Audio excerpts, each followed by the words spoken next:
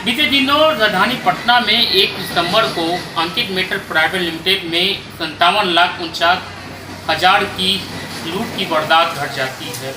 मामला पटना के गांधी मैदान थाना क्षेत्र की है।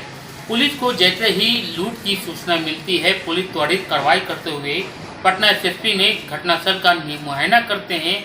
उसके बाद जो दुकानदार के जो स्टाफ से जो बयान आती है, तो बयान के बाद उन्होंने कहता है कि 3 की संख्या में अपराधी आए थे और दारू की बोतल को तोड़कर, दारू की बोतल की भय दिखाकर, जला देने की भय दिखाकर एक बड़ी घटना का कारित कर देते हैं। बता दें कि घटना की जानकारी मिलते हुए पटना एसएसपी ने टीम गठित किया, जिसमें नगर police central SP Amrish Rahul और गांधी मैदान थाना अध्यक्ष के मौजूदगी में टीम गठित की जाती है। टीम के आरोप में त्वरित कार्रवाई की जाती है।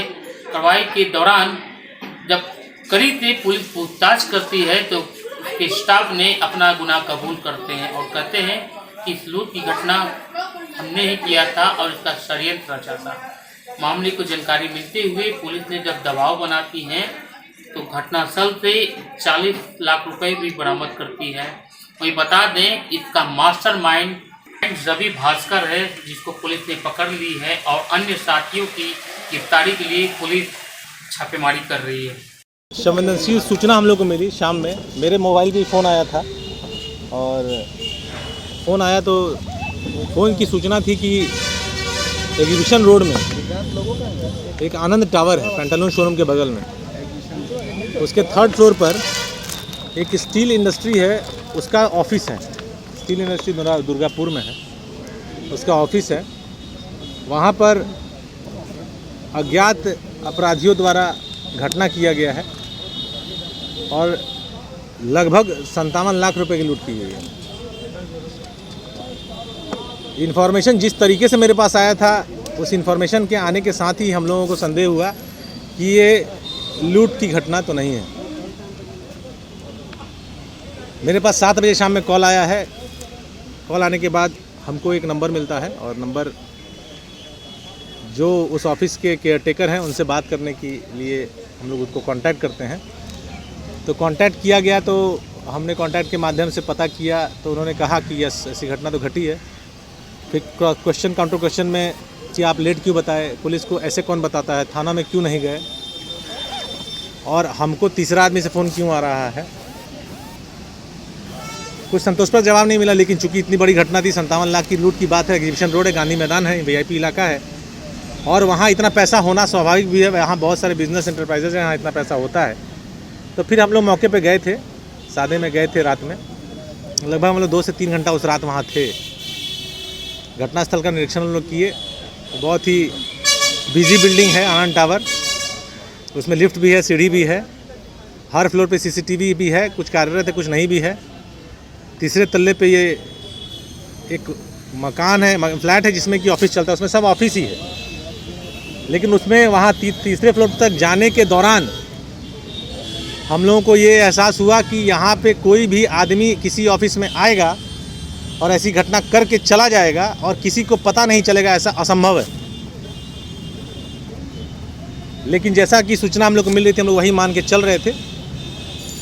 और चूँकि रात का लेट हो गया था, हम लोगों ने एक्सपेक्ट किया कि अगले दिन एफआईआर होगा। और एफआईआर ऐसे करने में, चूँकि ये कर्मी थे ये दोनों, तो दोनों लोग फिर अपने मालिक से बात करेंगे, कांटेक्ट करेंगे और उसकी दिशा निर्देश पर एफआईआर होगा। एफआईआर 2 को नहीं होता है, 3 को नहीं होता है, 4 को नहीं होता है। और लेकिन हम लोग अपना अनुसंधान प्रारंभ कर दिए हैं और हम लोग फिर सीसीटीवी फुटेजेस देखते हैं, तो उसमें बहुत सारा चीज़ क्लियर होता है। जब सूचना दी गई थी हम लोगों को, तो लूट का जो तरीका था उस पर भी हम लोग को भारी संदेह हुआ था। बताया गया था कि अज्ञात अपराधकर्मी लगभग 3:50 में ऑफिस में घुसते हैं। कैसे घुसते हैं? ये जो आदमी है, जिसका नाम है रवि भास्कर, ये तगादा करके पटना के भिन्न भिन्न क्षेत्रों से पैसा लेके आया है और अंदर घुसा है। और जैसे घुसता है तो उसके पीठ के पीछे 3 लोग इसको धक्का देकर ऑफिस में घुस जाते हैं। और अप्रत्याशित रूप से, जैसे हम लोग कभी नहीं सुने, 10 साल की नौकरी में पहली बार ऐसा सुना है कि एक शराब का बोतल उनके पास होता है, उसको वो खिड़की में फोड़ते हैं और शराब इसके देह पर डाल देते हैं और बोलते हैं पैसा दे दो नहीं तो आग लगा देंगे। इसने पैसा दे देता है और फिर वो लोग चले जाते हैं।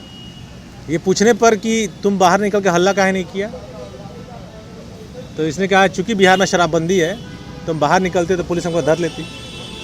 तो अपने आप में अजीब टाइप का ये जो घटना का विवरण है इस व्यक्ति ने दिया। हम लोग जब सीसीटीवी फुटेजेस देखे तो उसमें दिखा कि अपराधी जो हैं वो ठीक उसी टाइम पे बिल्डिंग में आते हैं जिस वक्त ये तगादा करके स्कूटी लेके घुसता है। इसका मतलब उनको पहले से पता था कि कब ये आने वाला है। इसका स्कूटी अंदर जाता है और अपराधी पैदल पीछे आते हैं। अपराधी हवाई चप्पल पहने हुए हैं, लोअर पहने हुए हैं, टी शर्ट पहने हुए हैं, टोपी पहने हुए, मास्क पहने हुए हैं। सीढ़ी के रास्ते अपराधी आते हैं, किसी तरह का फोर्स एंट्री नहीं है, दिखाई दे रहा, आराम से ऑफिस में घुसते हैं। और सबसे बड़ी बात है घटना करने के बाद बिना किसी दबाव के आराम से निकलते हैं, पैदल, बिना किसी हड़बड़ाहट के, बैग पे पीठ पे बैग लटका के वो लोग एग्जीबिशन रोड के रास्ते जमाल रोड की तरफ होते हुए स्टेशन की तरफ जाते हैं और वहाँ से ऑटो पकड़ के चले जाते हैं। उनको किसी तरह की हड़बड़ाहट नहीं है कि पीछे से हमको दौड़ा देगा आदमी, पीछे से हमको बिल्डिंग से बहुत सारे लोग दौड़ा के पकड़ सकते हैं। एग्जीबिशन रोड भारी भीड़ भाड़ वाला इलाका है। तो इन सब चीज़ों से हम लोग पुष्ट हो गए थे 5 तारीख 6 तारीख तक कि होना ये अंदर का खेल है, लूट की घटना तो ये नहीं है। लेकिन फिर हम लोगों को परसों कांटेक्ट किया गया कि आप तक अपने अभी तक उस केस में आप लोगों ने कुछ किया नहीं। तो हम लोगों ने बताया कि FIR तो हुआ नहीं, लेकिन हम लोगों ने जो अनुसंधान किया है उससे स्पष्ट है कि खेल अंदर का ही है।